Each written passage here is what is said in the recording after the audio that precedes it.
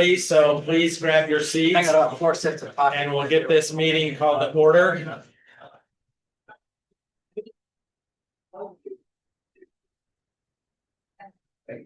Okay, great. We are a couple of minutes past the hour, so I would like to go ahead and get started. Welcome everyone to this part one of Let's Talk, Let's Listen series. We are so grateful for everyone's participation and attendance. For those of you who are here in the live audience, I should let you know that we have over 700 people logged in on Zoom. Is that all? Really happy about that. Isn't that awesome? Really grateful for the interest.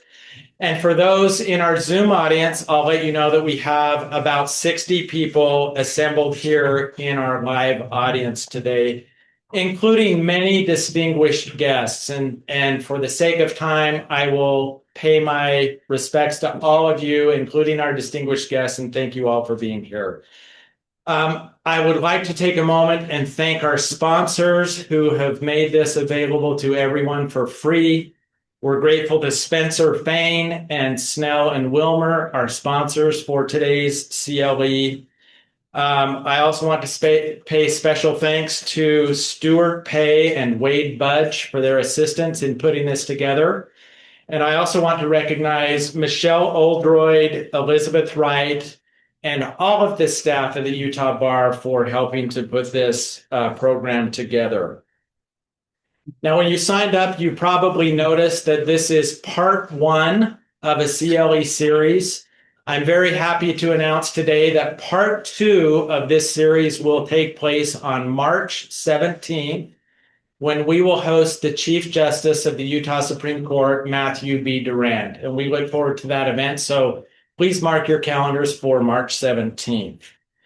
I want to briefly explain the format and then I'll introduce our panelists. So we invited questions from participants before the meeting. I've assembled those questions and made up some of my own. We're going to do our best to handle those questions as best we can. I'm sure we'll not have time for all of them. Let me then take a moment to thank our panelists profusely for being here today. I'm so grateful that you would accept the invitation to address the members of the Utah Bar today on some very important issues. Let me just introduce these gentlemen very quickly. To my immediate right is President Stuart Adams. President Adams is a proud graduate of Layton High School, go Lancers, and the University of Utah, go Utes, There we go. where he earned a degree in finance. He is a partner in the Adams Company and real estate construction development firm, a real estate construction and development firm in Kaysville. He began serving in Utah's House of Representatives in 2009.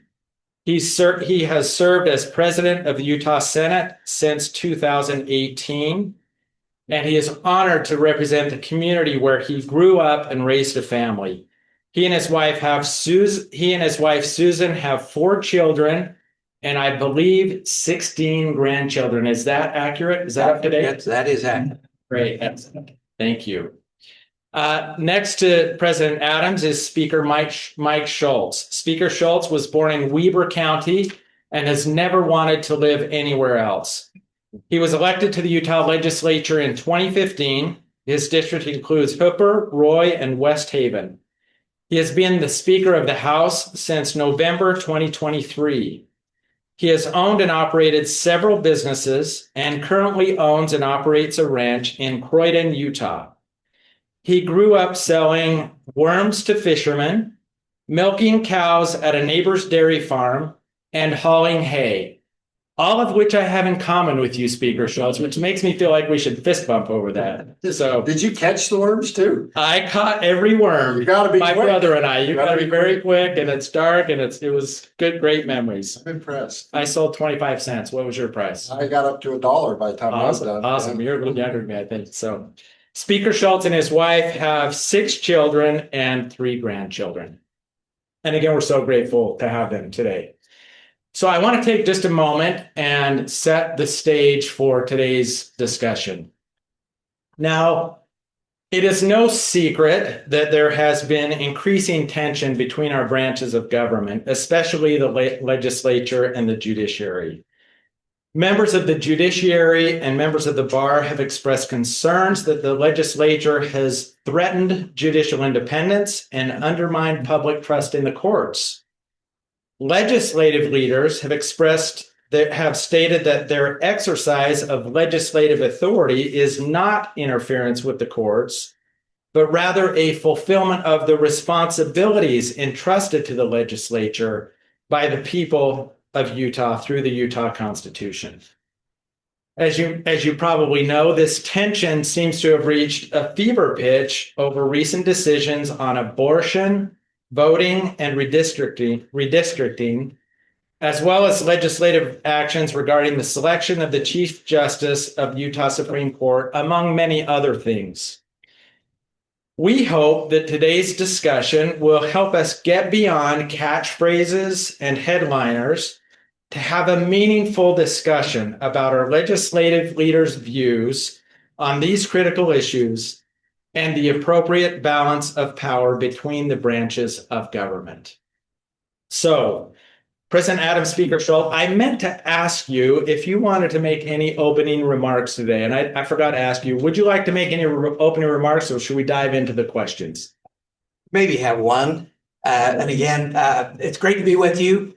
I have great respect for your profession. I have a son-in-law who's an attorney, but look out here. I see 700 attorneys, maybe online. I can't imagine what that looks like. Those in the room here.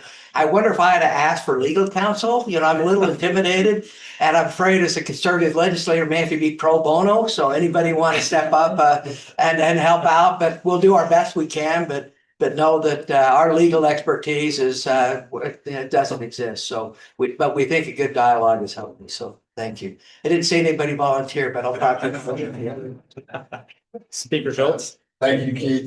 First off, it is an honor for me to be here with you today. And I know that we don't always agree on certain things, but I think that we all have something unique and not unique, but something in common. And that's that we want Utah to be the best place to live, and agree that Utah is the best state in the nation. And, you know, while we may get passionate about all the different nuances of what that might look like, you know, I think it's important for all groups to try to find ways to come together to accomplish the goal of that. And so, there's many of you in the state bar that I've done business with over the years, and I respect the profession, and I respect the court's role in the Utah state government and in our three branches of government as well. And I respect those that practice law and our attorneys. Although, I'll say this, and there's probably a few of the attorneys that I've worked with over the years watching this, and I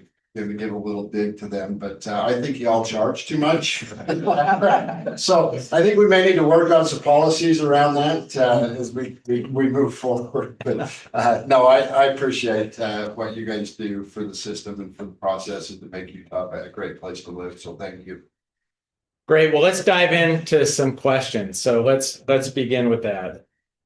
President Adam Speaker Schultz, what would you most like the Utah judiciary, including judges, lawyers, and the legal community, to understand about the legislature's concerns with recent decisions of the judiciary or with the judiciary in general? Would you express to us what you'd like us to hear? Go ahead and start. I'll jump in. Yeah, I'll go ahead and start. First and foremost, we've all seen, myself as well as other members of the legislature, be critical of the judicial system, and we feel like we have a reason and a right to be frustrated with some of the decisions that have came lately. And for us, I think it's we can always be upset maybe with some of the different rulings that have been out there and disagree with some of the different rulings. And we'll get into some of the questions later, what the differences in the disagreements on ruling versus where we think the boundaries are crossed. But I think I would like the judicial branch to know, and those that practice in the judicial branch to know that I have a deep respect for the role in which the judges play in our system, in our three branches of government. They have a fundamental core responsibility, and I recognize that, and I very much appreciate the role that they play. And I look at some of the decisions that some of these courts and judges have to make. I would never want to be in their shoes. I can tell you right now that as you're sitting there trying to deal with the information that you have in front of you, I think legislators have a much easier job than judges do, to be honest with you. Because we have a little more flexibility in the decisions that we make. We have to answer to the people. Judges are a little bit different in that setup. And man, a lot of times your judges are given, there's no good options and some of the decisions they have no clear answer, no right ways forward. So I respect that. That probably has to be one of the toughest roles inside of state government, and I respect that role. And I know several judges, and I believe, and I know that our judiciary, for the most part, is made up of really, really good people, and so we appreciate that. I've had the opportunity to sit down with the Chief Justice over the last couple of years and talk about different things. And I think he's one of the greatest human beings on the face of this earth. He's one of the nicest guys you'll ever meet, and I have a deep level of respect for him. And so while we can have disagreements on opinions and pathways forward and policy decisions for the state of Utah, I certainly have a respect for the institution and the judges that serve in that institution. Yeah, that'd be a primary thing for me too, is a deep respect. I mean, I know all five justices, and we've confirmed most of them, at least in my Senate career. And they're all good people. They're great people. And, I guess if I had to say anything I wanted people to take is that Utah's functioning very well. We're a great state. We get along well. I mean, the media might want you to think that the speaker and I don't get along. We talk a lot. There's things that we don't agree on, but that's healthy. The same thing with the governor. I mean, but we have a great governor. We have a great leadership. We've had great governors in the past. We have a great Supreme Court, even though we may disagree with some of the things they say, but it's healthy to disagree. I actually think my opinions are the best. Anybody want to disagree with me? But I actually think my opinions get better when they get vetted by 104 other legislators, 103 other legislators. So the public comes in, gives me input. Even lobbyists have great roles in that input. And we make Utah great by having those disagreements, working through those. And I hope nobody misunderstands disagreeing with someone as not having great respect for them, because we have great respect for. And the neat thing about Utah is I know those Supreme Court justices want to do the very best they can. They want Utah to be the best state they can. They may disagree with me, but in the policy, but I know their heart is right. I know the governor's heart's right. I know where the speaker is, and I know where the legislature is too. I know all 104 of them and 103 others, and they're good people. So and there's one other thing I'd like to maybe convey is that I feel a little bit, and the speaker talked about it for just a brief moment, but I feel bad for judges. And the reason I do is they have to rule up or down. They don't get a chance to say, oh, I think this ought to be changed a little bit here, and I'd like to go here. It's either for you or against you. It's a black and white ruling. They're very constrained. It's got to be very frustrating to a judge to be able to have to just rule for or against. And that's got to be extremely challenging. The legislature's job, we don't just have the right to set policy. And there's things that we normally wouldn't want to touch, or things that I'm dealing with right now that I had no idea. If you'd have told me 10 years ago I'd be dealing with these issues, I wouldn't have believed it, because they're difficult issues. But we have not only had the right, we have the obligation, the responsibility to jump in and deal with those policies, because judges can't do it. They have to rule up and down. And I wish there was actually more dialogue between us so that we could help those judges that are struggling with, say, it's hard to make the black and white decision.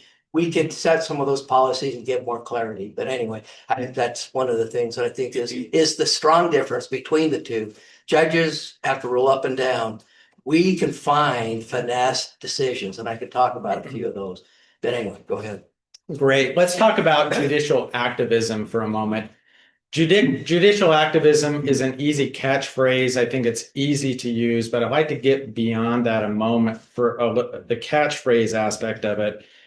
What is the difference in your mind between judicial activism and I just disagree with the outcome? And I wonder if you can give examples of how you would characterize the difference.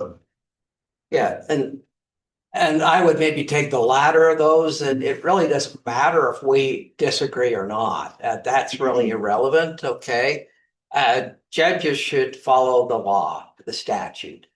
And I think when they move outside of that statutorily or constitutional realm, that's probably a problem. I think that's probably how we define judicial activism. But whether we disagree or whether we agree with them is somewhat irrelevant. I think the relevant part is, are we doing what's right? Are we following the Constitution? Are we following the statute? Are we doing what judges should do? Or are you outside the bounds of that? So I appreciate that, and I feel similar to President Adams on this, and I'll even maybe give a couple examples, but I think it's important to kind of go back to the Constitution and follow what the Constitution says, right? So the legislature makes the laws, and the executive branch enforces the laws, and the judiciary applies and in some cases interprets the laws. And that's the structure that we all have to stay inside of with our different branches of government. And I think that's where, I can disagree with a ruling, but sometimes the judge may not be clear in the Constitution, or the statute may not be clear. But there's also times that that's not the case. And that's where, I think we find ourselves right now, is in that case. And so I'm going to give an example of a recent decision that we're all aware of, that I think the courts got it wrong, and why I think the courts got it wrong. But I also read the plain language of the Constitution, and I understand it. I may not like the idea, and I don't think the courts applied it fairly and evenly across the board, and we can go back to specific cases and point to it. But at the end of the day, the Constitution reads what the Constitution reads. And that was the Amendment D, Amendment A and Amendment D that the legislature put on the ballot for the 2024 ballot. The Constitution says that it has to be publicly notified in the papers 60 days prior to the election. In the past, and other courts have interpreted that to be that it has to be publicly disseminated. The information has to be out there publicly.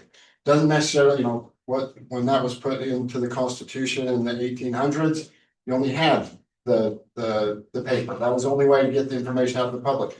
Today, there's so many other ways that's better to get the information. I can't find a statewide written publication. There aren't many of them anymore. Most of them are electronic. And so while we disagreed when the courts came in and said, no, sorry, the plain language of the Constitution is the plain language of the Constitution. You didn't follow the 60 days, even though we argued that we had the information out there, it was public well before 60 days, through the internet, through the news, all the different things. They were right. We didn't do it within the 60 days. So, I hated the decision, disagreed with the decision.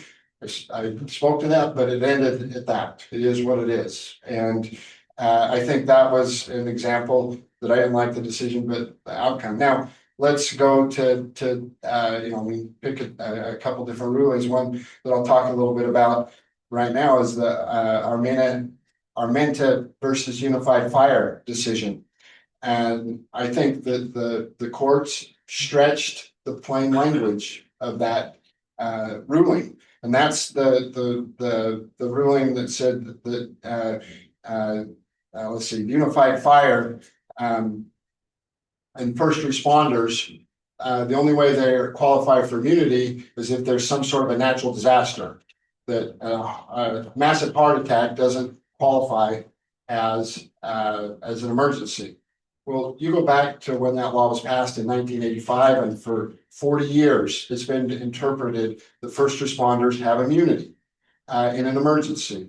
Well, the courts, I think, stretched that and legislated from the branch in a way that goes beyond. And you go back and you can listen to the audio from what was passed in 1985, and it was clear that a heart attack, that any type of emergency fell under that. It wasn't just that some sort of a natural disaster or a dam breaking or something like that. That's clear to me. In this recent case with Judge Gibson, I'm going to point to the judge created policy and didn't follow what Proposition 4 meant, and what not meant, but the language in Proposition 4 created a separate pathway outside of what the people voted on and outside of what the legislature had passed. Completely different, completely separate than what our Constitution says. To me, that is where you get way out of line. Now, I'll just give inside of that. So the August ruling that came out, I think that even though I think there's some constitutional concerns with that, but you go back to what the Supreme Court ruled in, last summer, and I can understand how you could place and connect the dots to get to that outcome. While I disagree with it adamantly, and I think that was legislating from the bench and judicial activism, I think it's maybe not as bad as what the November 10th ruling was. And the November 10th ruling, to me, just blows it all out of the water. And, we could argue and go down different roads around that, but clearly, there was nowhere in statute, nowhere in Proposition 4, and nowhere in the Constitution that allowed a judge to do what Judge Gibson did. And so that's where I think the lines are drawn between judicial activism and legislating from the bench versus getting the decision wrong from my perspective. You good, President? Sorry, President. Yeah, I'll let you go. I think there's another question. I'll probably give more, but I'll wait for the other question. Yeah, We gotta get a chance to and deal with look, that. if I don't answer the right question, you can say whatever you want and All right, respond to my probably question. so. But since you brought up the redistricting case, Speaker Schultz, let's dive into that a little bit deeper. And I'd love it if you could explain your view of why the Supreme Court got it wrong. I think that was a year or so ago, or several months ago, earlier this year, and why the district court got it wrong. The district court's issued 2 or 3 decisions in the past month or so. Can you tell us why you think the courts have been getting it wrong? Let me give you just a little bit more context for this question. Article 9 of the Utah Constitution says, quote, "The legislature shall divide the state into congressional, legislative, and other districts accordingly." And Article 1 says that the people of the state of Utah, quote, "have the right to alter or reform their government." So in the context of Proposition 4, did the people of the state of Utah speak their will when they passed Proposition 4? And is it the proper role of the court to say how these 2 provisions interact with one another? So that's a lot of things in a wordy question, but take it away. Yeah, I won't be short. I won't be short, but I do have opinions. Okay, and they are opinions. But I'm going to take you back to our founding fathers.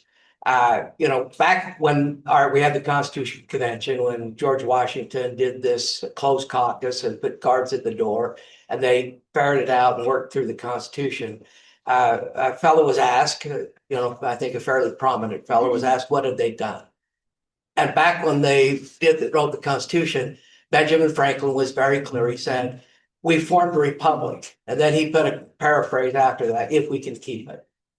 And we have a republic. We don't have a democracy. And Benjamin Franklin was very clear about it. In fact, Article 4, Section 4 of our United States Constitution, that document we count as holy and as clear. Article 4, Section 4, I'm going to read from that. Okay. And it may start to tell you the difference of opinion I have. It says the United States shall guarantee to every state, and Utah is one of the states in the nation, a republican form of government. What does that mean? Does it mean we're all Republicans? No, it means we're a Democratic Republic. We vote for people. Those people represent us. They didn't say they'd have a pure democracy. In fact, they were concerned about a pure democracy. And I'm concerned about a pure democracy. I believe that in Utah right now, I could run an initiative that would eliminate the income tax and it would pass. I could also run another initiative that would give teachers a doubling of their salaries. It would pass. But I can't make bricks without straw. And they understood the importance of a democratic republic. John Adams said, and they studied all kinds of forms of government before they settled on our beautiful Constitution. John Adams said, I've never seen a pure democracy that hasn't committed suicide on itself. Pretty evident, okay? And I could quote from Hamilton, but I'm going to quote from, rather than Hamilton and Jefferson, I'm going to quote from somebody I have great deep respect for, John Marshall, who was a founding father of our constitutional law. He said, between a balanced republic and a democracy, the difference is between order and chaos. And right now we're having chaos. And I believe that our original Supreme Court Justice, John Marshall, saw very clearly that a pure democracy would give us chaos.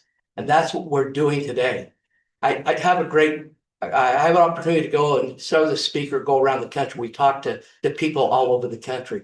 We have a Senate President's Forum and was taught at the Senate President's Forum. One of my good friends, in fact, my best friend is the Senate President in Hawaii because he's an avid Democrat. There's only one Republican in the Hawaii legislature, but he's still a great friend. But another great friend in Oregon, who's another great Democrat, he said, how are things going in Oregon? He said, they are horrible. I said, come on now, Oregon's a great spot. You got a beach, it's a beautiful area. He said, we're horrible. I said, why? He said, because we're the petri dish of America. And I said, petri dish, let's say a petri dish is something you experiment with. You put different organisms in, you experiment. So what do you mean? He says, every initiative that any crazy person wants to try to run, they run it in Oregon. And he said, it's totally destroyed Oregon. I said, that can't be that bad. Come on. He said, ballot measure 110. And I can't even keep track of our ballot measures, let alone Oregon's. I'm thinking, what do you mean ballot measure 110? So Google it, you can Google it. And I Googled it. I said, what's ballot measure 110? Ballot measure 110 changes LSD, heroin, all the heavy opioids from felony to a Class E misdemeanor. A Class E misdemeanor in Oregon is a $25 fine to a $100 fine. It can be waived with counseling. And he said, it's destroyed Oregon. And you go to Portland, and I'm in the real estate business, and the premier building in Oregon, I read in the Wall Street Journal a month ago, just sold 30 cents on the dollar. They're in foreclosure. Why? Because Portland, which was the icon of the United States, has totally imploded because of initiatives. And if we want that for Utah, then let's embrace the initiatives. Now, the initiatives were not in our original Constitution. Arizona had an initiative in the original Constitution. They were denied statehood because of that initiative. And they had to take that initiative process out of the Arizona Constitution. In the 1920s, in the Progressive era, we had 24 states put initiatives into their Constitution. Utah was one of those. I guess we were progressive. At the time we put those initiatives in our Constitution, the other 26 states don't even have them. It's not a constitutional type of thing. It's individual state type of thing.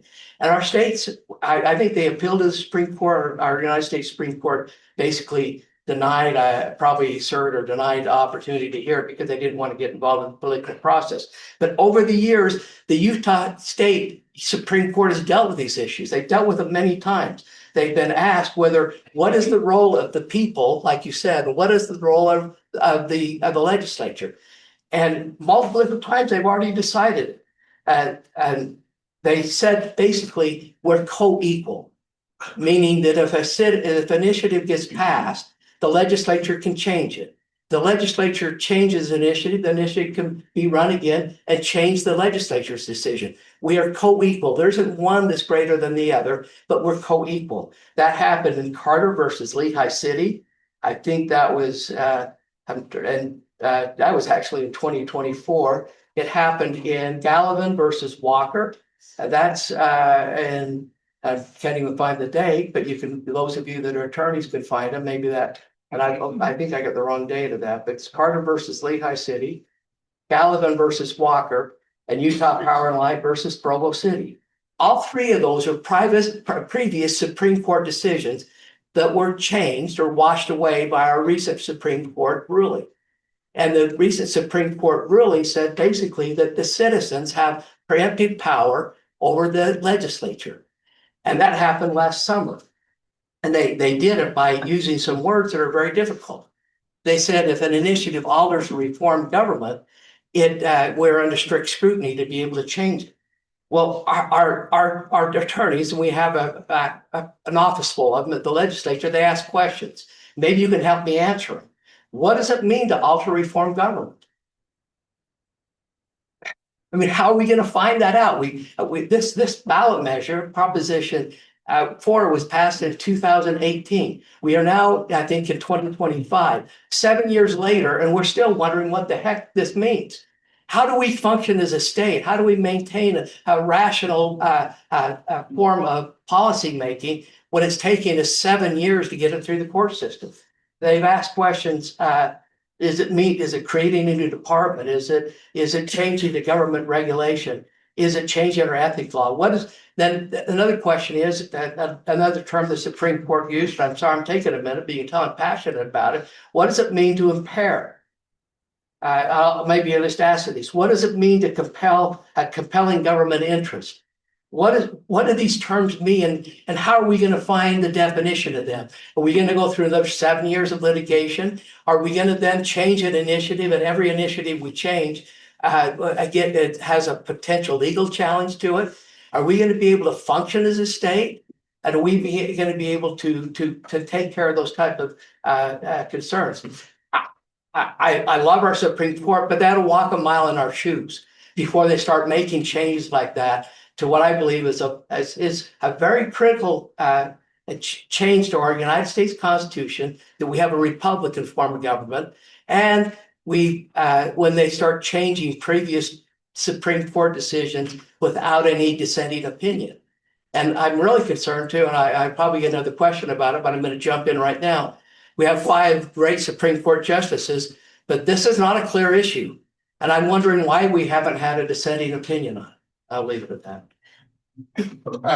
Keith, thank you for the question, and I think it's a fair question to ask. And I also want to point out that the Constitution gives the same power to the legislature as well, and I think that's where President Adams has talked about is it's always been interpreted that they're equal powers, and so. I think the way forward with that is that both have to stay within the bounds of the Constitution. So if the legislature passes a law that goes outside the bounds of the Constitution, then that's problematic. The same thing that the judges, the judiciary, the people still have to stay within the bounds of the Constitution. And if there's only one way to change the Constitution in our Constitution. That's a 2/3 vote of the legislature and then a vote of the people. And it was made that way on purpose. It's specific that way on purpose. And it should be that way. And we can't erode that. While some people may agree with this current ruling, boy, that is a slippery slope to go down. And I think the Supreme Court in 2024 has created a really slippery slope in going down the road of, is that a constitutional amendment? That's not a constitutional amendment. You've heard the term super laws, because it does create a form of a super law. So how do you find that balance? And President Adams talked a lot about the concerns with what we've seen in other states that have went down this road or down a similar road to where this takes us. And, we see those states with huge budget deficits today. We see those states that are some of the most poorly managed states in the nation. You see businesses moving out of California, out of Oregon, out of other places, and they're coming to places like Utah. Why? Because we have certainty. here in the state of Utah. If you're looking to make a business decision and invest money, are you going to go to a state where an initiative can be ran and maybe a legislature can make some changes to it? Maybe it can't. I'll point to the changes that were made in the medical marijuana initiative. And if you read the original medical marijuana initiative that was passed by the people, boy, that is not medical marijuana, not by any stretch of the imagination. And so that's where I think before I'm going to jump in because I can't help myself. We're good friends, but the speaker and I were in a legislative audit meeting a couple of weeks ago or whatever it was. We had in front of us the witness table some people that were dealing with medical marijuana, and our minority leader, who's a great friend, Luz Escamilla, ran bills that have changed that initiative, and they were there testifying. They were asking for two more changes to our medical marijuana statute. And I asked them, I said, how many changes have been made to that medical marijuana initiative? And they said, well, there've been hundreds. And I said, well, hold on. It was an initiative. We don't have the right to do that. And yeah, I kind of heard a laugh here. The entire audience laughed. And when you create a super law that can't be changed like that, you've stymied and basically put the entire government structure of the state of Utah on hold for 7 years, maybe longer. I don't know how long it takes to get through the courts anymore. But that is the worst management system you can have for any state in the nation. And that's the state we're in right now. I'm sorry. No, you're good. I just want to point out one point. Ultimately, the people do hold the power, all the power, because they get to determine who is they send to represent them on Capitol Hill. I have to go up in front of the voters every 2 years. President Adams is every 4 years. And that's the process. And I can tell you the political environment that we're in today is becoming harder and harder to get reelected. You saw what happened I don't know if you're paying attention on municipal elections. I was talking to the League of Cities and Towns. I think out of 5 municipal races for mayors in Utah County, not one incumbent won. So I might get off on that just a little bit, so don't hold me to that. It is becoming increasingly harder and harder to win that because of the political environment we're in. But that's the process. People get to choose who they think has the best ideas, what they want, who they want to represent them. That's a republic form of government, and that's where the power should lie, inside the people. And there is a role for initiatives. There is, and clearly our Constitution allows for that. However, they should be equal and not create super laws of sorts. But most importantly, they have to stay within the bounds of the Constitution, just like the legislature has to stay within the bounds of the Constitution as well. Wow, so many follow-up questions going through my head, and lots of other great questions we haven't covered. We love the process. I hate to tell you that we love it. I'm gonna keep this moving along. I wanted to ask you for an update on what happened yesterday in the special session, but I think to focus the discussion, I'd like to ask you a little bit more focused question. One of the things that the legislature did last evening was to pass joint resolution 201 regarding constitutional authority.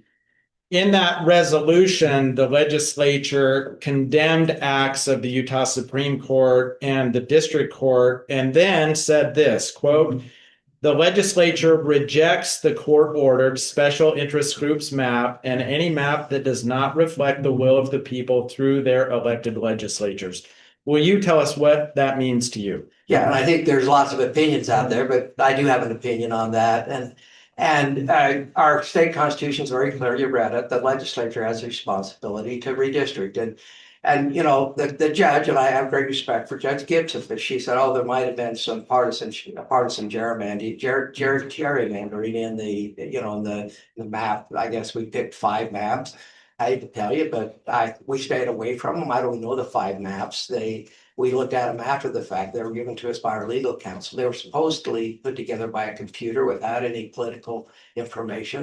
They asked if there was some type of metric inside of it, and maybe there was, maybe there wasn't. But I think our our counsel said there was something, and I think he was trying to be very forthright, but I can tell you there was no political influence from members of at least I talked to in the legislature. We told our college to take totally away from any map. We wanted to make sure the process was very clear. But then she turned around and picked a map, and I have 16 grandchildren, but probably my youngest at 4 or 5 could look at the map she chose with that circle around downtown Salt Lake and understand that was gerrymandered. You don't need any data to show you, but when you know all the Democrats live in Salt Lake, if you look at our legislative imbalance, all the Democrats that are in the legislature live in Salt Lake. When you look at all the elected officials inside of Salt Lake City, they're all Democrats. And when you draw a circle around all the Democrats, that looks like gerrymandering. You don't need data to show you that. The judge knew that was a gerrymandered map and she picked it. And I hate to say it, I have great respect for her, but I'd hate to have her accuse us of gerrymandering when I see a map like that doesn't need any data to show you this gerrymandered.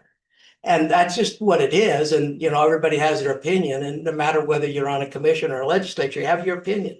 And I think, well, the Constitution is very clear. The legislature has the responsibility to do the redistricting. And we wanted to make sure that's a map, that gerrymandered map that shows that Democratic district, that's even you look at the 3 Republican districts. My concern is they're too Republican.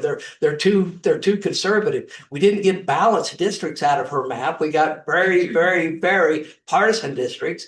I'm afraid even Ben McAdams can't get elected in that Democratic district. A totally difficult process. We wanted to make sure we were on the record, that was not a legislative map, and we don't support that map. I just would be very clear. I think we have an obligation to let the public know that's a map that we do not support. So I think President Adams hit a really good point. But I want to just hit on a couple things. And it was testified by the plaintiff's map drawer that they looked at communities of interest in drawing the map. Well, how are communities of interest set up and defined? Through partisan data. So the plaintiff's map drawers did look at partisan data through the communities of interest. And that was testified upon. And so it is similar to President Adams. It's frustrating because, there isn't anybody in the legislature. When we heard that come out, the person that drew the map for the legislature had the toggle clicked on. We were shocked. It surprised every one of us. I can tell you, there isn't anyone inside the legislature that looked at partisan data. The map drawer, taken for his word, claims that he didn't look at it and drawing the lines. He testified to that. And on top of that, it was data from 2012, 10, 13 years old that is significantly different today. These are important facts that I think need to be talked about. Okay. To the resolution, each branch of government has to and must jealously protect its constitutional authority over other legislative branch or other branches of government.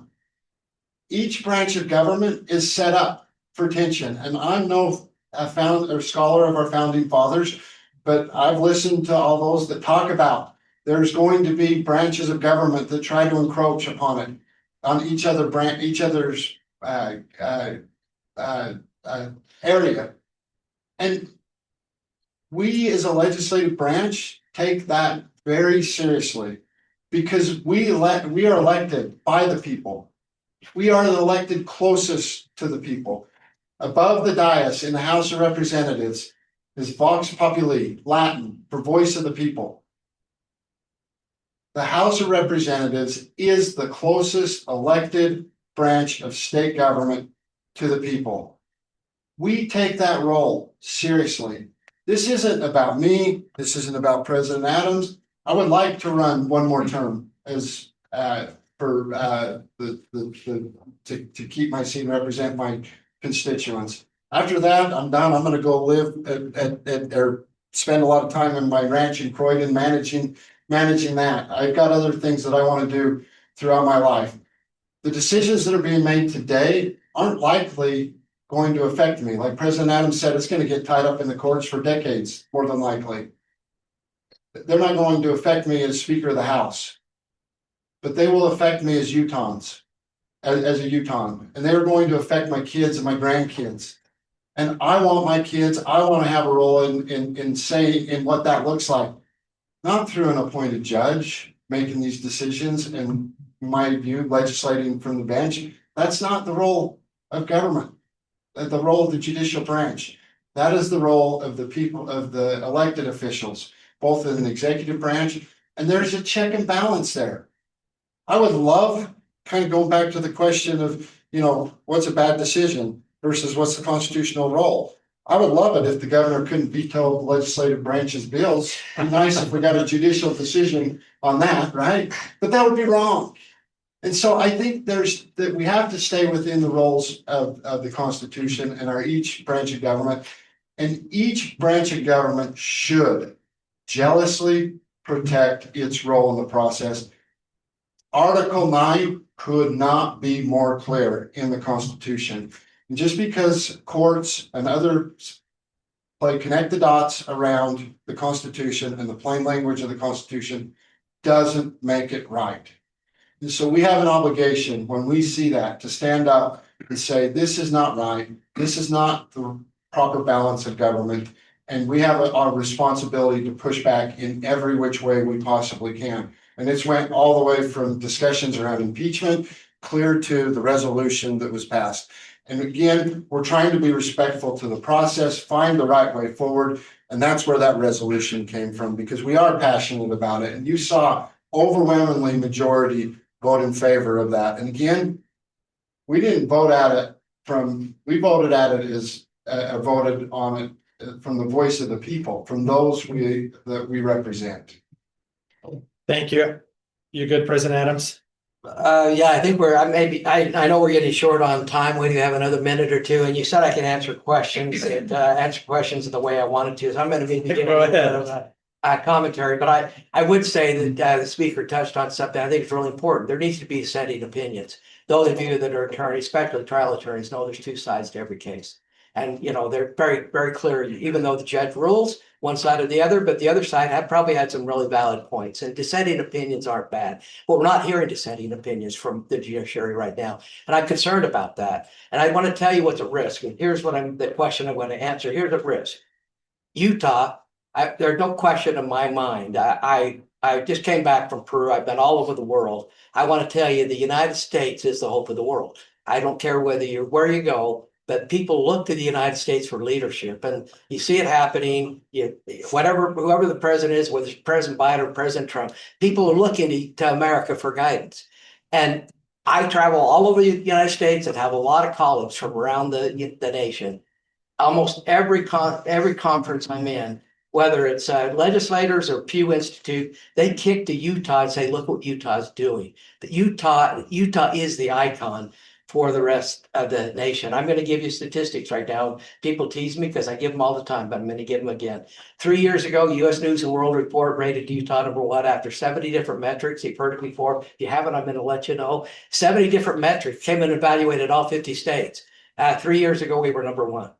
2 years ago, what happened? They did the same thing again. Utah, second year in a row, number one. Last spring, maybe you read the paper, read the news.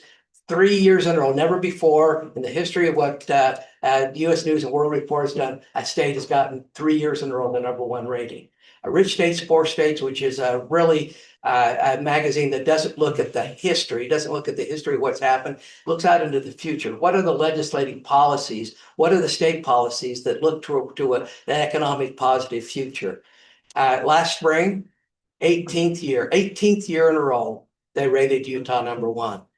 We're number one for social mobility. Raj Chetty, a great economist from Boston, maybe some of you know Raj, he's respected all over the world, looks at upward mobility. This is the statistic I'm most happy with. If you don't do well in Utah, guess what? You have the ability to do better. If you do really well, you have the ability to even do better than that. He has data that almost shows every house in the nation, has very, very sophisticated modeling. Utah was number one. Amazing state. We're number one for starting in the business. We're number one for manufacturing growth. We're the best state to move to. They got the best job environment. We have the hottest job market, and that may be good or bad. Our unemployment rate's really low. We're the fourth best education. I mean, we have some of the highest now in the entire region starting teacher salaries. We cut taxes for 5 years in a row and have high teaching salary. Pretty amazing we can do that. We're the most independent. We're the most affordable. We have the highest volunteer rate. One of the things that I'm most excited about is I believe it ties together. When you're a humanitarian society, when you help other people, you feel better about yourself. That's a great statistic. We had the best GDP growth. Last year, I'm looking for 25, but 2024, of all 50 states, we had the best GDP growth. And we have the highest number of unicorns in the United States, 61. Well, I won't get into the data, but Utah is such a great spot. That's what is at risk. When I talk to my colleagues in Oregon, Portland used to be the icon. And I'm going to stand up and I'm going to do what Benjamin Franklin said. And he said, we have a republic if we can keep it. And when I pledge allegiance to the flag, the United States of America, and to a republic for which it stands, I'm going to defend that republic to my last breath. And I know there's people that may be dissent that don't agree with me, but I believe our founding father knew the value of a republic. And I'm going to maintain, I'm going to try to follow the Constitution, keep my oath, and I'm going to try to fight to protect that republic. And that's what I respect everyone around it, but I feel passionate about it. Let me just add, I want to add something if I may. Quickly, if you may. I know I ran over. I'll just add really quickly because I think this is important because we talked a lot about process. Let me tell you one of my biggest concerns with map one. And again, I talked a little bit about how the political dynamics that we're all trying to navigate today. The problem with the political environment that we're in today is you have the extremes on the right and the extremes on the left, and it's causing problems. If you look at map one and you look at districts that were created, take CD3, for example, okay? It goes all the way from Weber County, clear across the eastern part of the state, all along the Wyoming border, clear across the eastern part of the state, Summit County, all the way clear over to Blandy, okay, Moab area. Then down to St. George. Then clear up coming north. And I know Delta is in CD3, almost to Tooele, okay? Maybe it does include Tooele, I can't remember. But 56% of the landmass of the state of Utah is in one district, CD3. That district is an R plus 50. Now think about the representative that gets elected in that district is going to look like, okay? Now let's come to CD1. That's the donut hole created right in the Salt Lake center of Salt Lake City. That is a Democrat plus 24.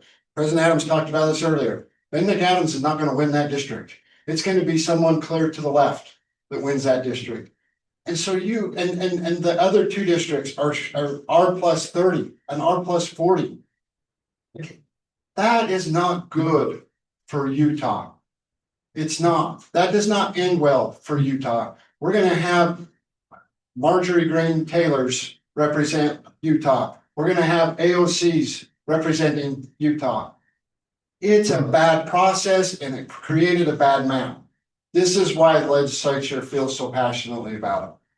So I know we're about out of time. Give me a signal when you have to get up and walk away. But a couple of questions I really feel compelled to ask you. So both of you have been very outspoken and critical about certain Utah Supreme Court decisions.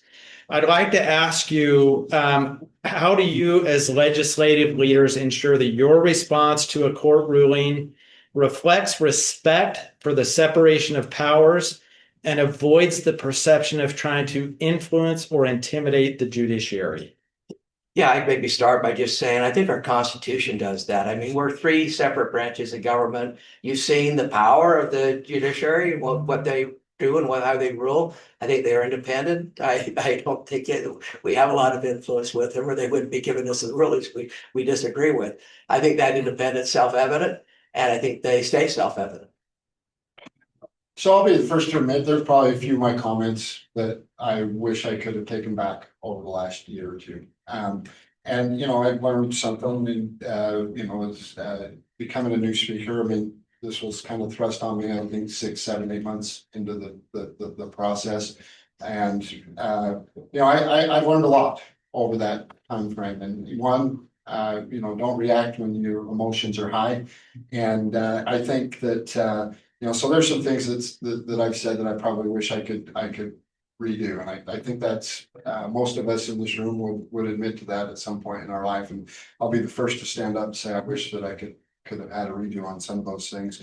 But again, I want to come back to the Constitution again, gives us a wide range of things that the legislature can do inside of the judiciary. And I think that's a constitutional role. And again, checks and balances are important. They are there for a reason. And we as a legislature must, and we will do our very best, and we will stay within the Constitution as we look to make sure that we're protecting the legislative role and the voice of the people through their elected representatives. But there is a wide range of options inside of that Constitution that the legislature could and should look at as we move forward. But I think that again, and we are a partisan branch, and I'm sorry, as a partisan elected representatives, it's our role to stand up and speak. And that's what we're elected to do. And so the judiciary doesn't get afforded that same courtesy, I understand that, but that's the difference between the roles and the branches of government. And so I think that those roles are completely different, and the legislature does have the ability, and those that are elected does have the ability to stand up and speak, and they're supposed to. And I just maybe make a little commentary on that. Our form of government, whether a republic, democratic republic, or a pure democracy, and that's not a partisan issue. You won't find my good colleague in Oregon who's experiencing what he's experiencing with initiatives in Oregon saying that this is a partisan issue. He is so frustrated at the initiative process in Oregon, and he would make most of the Democrats look like they are very conservative in Utah. He has a total different philosophy than me, even though he's a very close friend. This is not a partisan issue. Our form of government, our future of our democratic republic is at stake. And that's what we're debating here. That's why I'm so passionate about it. This, to me, it just isn't another policy issue like marijuana or redistricting. This strikes at the very heart of our entire form of government. We're either a democracy, we're a republic, or we're a democratic republic. And I believe our founding fathers had it right, and they studied very hard. And I believe our Supreme Court are good people, but they inadvertently, a year and a half ago, gave superiority to the initiative process and turned us into a pure democracy. We're the only state in the nation that has that restriction. Some states have restrictions on when they can change initiatives, how they can change initiatives, but I don't know their state that says if an initiative alters reform government that the legislature is under strict scrutiny. I think they need to rethink what they did. They're good people. I hope they do, but I have strong disagreements with it. Okay, if you'll stick with me just a second, I'm gonna wrap this up. Oh, we're good for a minute more. I think we all know the answer to this, but I want to give you the opportunity to address it. Are threats of violence against judicial officers, legislators, or any other public servant ever appropriate?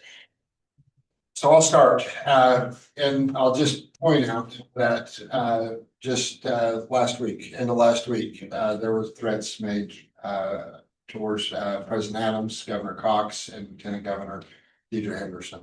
That is totally, completely wrong. Completely wrong. The threats that were made towards Judge Gibson, completely wrong. We should have no tolerance for that in any way, shape, or form. And it's very unfortunate to see some of the media out there. You see it happening on the national side that do things that kind of hint towards things, but you're actually seeing it happen here in the state of Utah, and it's wrong on all sides, and it needs to end. And that's again one thing I think most of us agree upon, because there's crazies out there that take it and they run with it, and it's wrong, and we need to be cautious in what we say, and we need to be cautious in the tone that we use, whether that's me as an elected representative, the media, or whoever it is wrong, and been the target of many of those. It does make you a little nervous, and so I understand Judge Gibson and others that have had those threats of violence put towards them, and President Adams is living that and just lived that this weekend. So it's wrong. It is wrong, and I want to end like I started. You can tell I have totally just real passionate differences of opinion, but hopefully I respect greatly our Supreme Court, the individuals. I mean, you won't find a better, as the speaker said, better Chief Justice you won't find a better person, let alone a Chief Justice on the planet today. They're really good people. We need to embrace each other, have great respect for each other. Hopefully we have that, even though we have these passionate disagreements and violence. It'll be the destruction of our society if we let it continue, and it's wrong, and it's wrong. When the attacks were made at Judge Gibson, we made comments, both the Senate and the House, the legislature. There's no place for that. We're better than that in America. We're better than that in Utah, and hopefully we all stand united, totally united, lock arms against them. I have it on the dais, a little saying, challenge the ideas, not the people. And I think if we all focus around that, disagree on the principles, but let's keep the personal attacks out. President Adams, Speaker Schultz, will you trust me to end with one question out of left field? Sure. Please. Is Salt Lake City going to get Major League Baseball, and do you hope for American League or National League? I just want a World Series. I'll maybe go a little bit further. So on this, I think Utah's going to get baseball. Absolutely. I think that's possible. We've been told that they're going through the collective bargaining process is the Major League Baseball with the players. And when that collective bargaining process wraps up over the next year or 2 years, that then they're going to be looking at expansion teams. Right now, you have Tennessee in the East that's probably leading on that. In the West, you have Utah and Oregon, Portland. For all the reasons President Adams just talked about with Portland, I think Utah's got some really good hopes there that Utah gets picked. And we've passed legislation around it, as you know. And Portland has passed legislation, Oregon's passed legislation as well. But you look at how far along we are in the process, and the Miller family and their dedication to it. I'd bet on Utah on that. Yes, I talked very briefly. I said we're going to get a World Series. The reason I think we're going to get baseball is because of exactly those items I listed that Utah's #1 on. I want to be very clear. They're not because we have a great legislature. I'd like to say it's because we have a great Senate president. That's not the case. We know that. It's because we have great people. The Millers are great people. The people around that effort. We just have so many people doing so many great things. So I have full confidence that with their efforts and the citizens of Utah, we're going to have Major League Baseball. We're going to have hopefully a World Series here. That's what I'm hoping for. I love it. I love it. Will you join me in profoundly thanking President Adams and Speaker Schultz for coming with me?